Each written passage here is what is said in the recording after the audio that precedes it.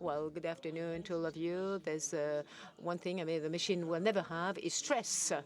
So though I have a long career as a teacher, I mean, be facing an audience, it's never very obvious. Now, a machine will never do that. I mean, experience stress. Now, what I'm going to do today, I mean, bounce back on a few things, but I would like to start with a small anecdote. I teaches digital humanities, as been said. I mean, what does it mean? I mean, oxymoron, or but as simple as that. I mean, though it is not simple, is bring any individual to question himself or herself in the world we are, in the world beyond the and how the digital world has taken its place. I mean, we are not the same humans as we used to be 30 years ago. I mean, just need to talk about the communication. The society also has changed. I mean, the way you build up societies, an awful lot of tools which are being designed very rapidly, and what are the worlds we are expecting. And so the digital humanities is to question all these teachers at Sciences Po and other schools as well. And we're talking about artificial intelligence with young students who will, in the future, be decision makers. And so I taught them how the whole thing worked, what are the various elements. And one of the students asked me, and he said, well, look, I have an experience regarding AI. I'm a scout, and in his camp, I mean, he was asked to do the mass, to prepare a mass. I mean, we're not going to enter into, I mean, not asking the reason why and what he does. I don't know how to organize a mass. And so he asked ChatGPT, well known, in order to create this service and mass. And so the system produces a document in which looks like a mass with everything needed, with all the elements, building up a mass. When we started looking at this system, I mean, the system actually invented itself a passage of the Bible. And so, for example, ChatGPT, what did ChatGPT do? Well, because of the lack of information, then ChatGPT went to look for elements similar to or more relevant in terms of probability calculation. And the text is perfect in terms of semantic, in terms of text, but the context is funny. I mean, and you see, in this anecdote, there are many things we can identify. First of all, I mean, we have a system which may answer all questions. Except that this system is a problem. I mean, it comes out with something which looks like a perfect thing, which has the smell of something perfect, if we have to compare. But still, I mean, with so many skews, actually, that only the critical mind of the human being can identify. This is a small anecdote. We're talking about students, but the same question is raised for lawyers, for teachers, for programmers, for teachers. As soon as, I mean, we are facing systems which puts us back in a situation where we have to question again, I mean, skills and knowledge of production. And the only mean we'll have is being able to make the choice and sort out elements. So what we can observe in all this are several things. First of all, we are moving into a new relationship with the machine, which means that we have something which questions the paradigm of the machine and automation. This paradigm previously, I mean, were taking us into a situation where when I would entrust a task to the machine, I could trust this machine. For example, an automatic robot for automation production line. Once the program has been released with various mistakes to be corrected, now we're sort of quite sure that the robot is going to carry out all the tasks it was programmed for. Now, any of these tools, be it a software to manage storage, for example, you can automate all kinds of tasks, and the machine is here to just take the relay and maybe do better than we would, and in a more confident way. Now, but that was previously. Now, with the new tools coming up in AI, and let's remind the fact that the AI is a disciplinary field of the digital tools. So with these tools, I mean, the paradigm is changing. So we are dealing with tools putting us in a situation where we produce content, we produce knowledge, we produce answers, etc., which look like something we can be confident in, but they are not actually. So we have something producing information, a content, a text, etc., but with a degree of probability in terms of confidence. So, for example, it is well trustworthy. I mean, 80% or 50% trustworthy.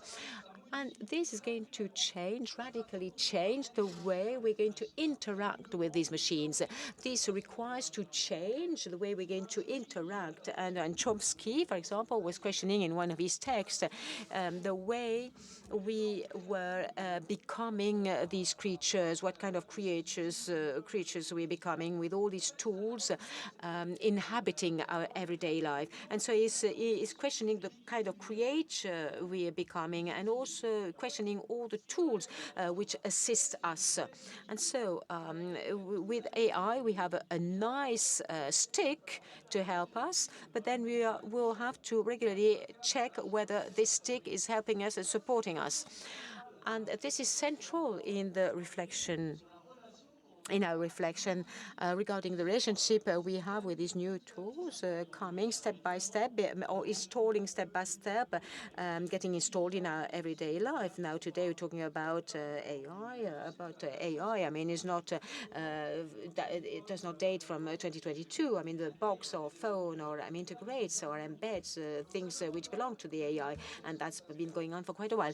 Now, all these things are questioning us. Now, I'm not saying that you should throw away all this. I mean, the question remains, there are wonderful things and striking things. I mean, in terms of techniques, for example, if we are able to do this today, it's because, I mean, we managed to use the genius which allowed us to build machines, computers, which allow us to process data, sets of data, and which allow the machine, and we grant the machine the illusion that it is capable of processing all these data. Now, in terms of religion, I mean, we know that it has a cost.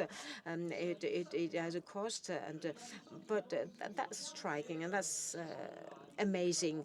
Now, changing paradigm, it's amazing, but then the recurring question is I mean, what do we do with all this? And as I said at the beginning of my presentation, is that we have to bring back human beings in all this, and human being is very important. What will allow us to discriminate and make the difference between what the machine produces is valuable or not? I mean, if I lose this capacity of being critical, if I lose this capacity of knowing what is taken from the Bible or what doesn't belong to the Bible, to take my example, or take the lawyer with a jurisprudence or case law which has been built up by assembling learning elements. If I lose this competence of being critical, then I mean it's going to be a problem, because we are going to entrust our decision-making acts to a machine where we know that this machine is going to produce something which might be skewed. So, I mean, all this question comes back in the way we're going to preserve our capacity of being critical, our capacity of training to how a machine processes or works, because then we can decode what the machine is capable of producing or not. Then we're going to train and keep our skills in the various field of competence. For example, take a programmer. A programmer may ask ChatGPT to develop a code, but then it's going to say that what the GPT produces is not acceptable. Now, what is going to make the difference between a programmer from the person the difference will be whether you're able to discriminate and make the difference between a confidence code, implementable code or usable code, and another one which has been just produced by a machine. So there's a need which is very important. That is the need to monitor the tools on the whole channel. And we're talking about citizenship, about democracy. I mean, to me, it is a kind of citizenship action, because to me, it's a matter of a job. I mean, I have the knowledge, I have the skills, and it's not the machine who's going to get them, and the human being has the last word. I mean, we can see it in medicine. We should be able to see it in the military field, which is not always the case. I mean, when we can see all these wars, but then it should be able to make the choice, and we should be able to make the choice. And in democracy, when you think IA, it means that the historian is capable of understanding what he's dealing with. If I want to debate on AI, on its place, and on the society we're building up, I have to understand what I have in my hand. And so I have to train so that we should keep our jobs in all this spectrum of this inventive activity of a human being, because the machine will never be able to invent. And that goes beyond the task we're beginning to fulfill. And so when we speak about democracy, democracy is not only voting in a ballot, but it's also the capacity of questioning the question of the society, and AI is one of the big questions. Thank you.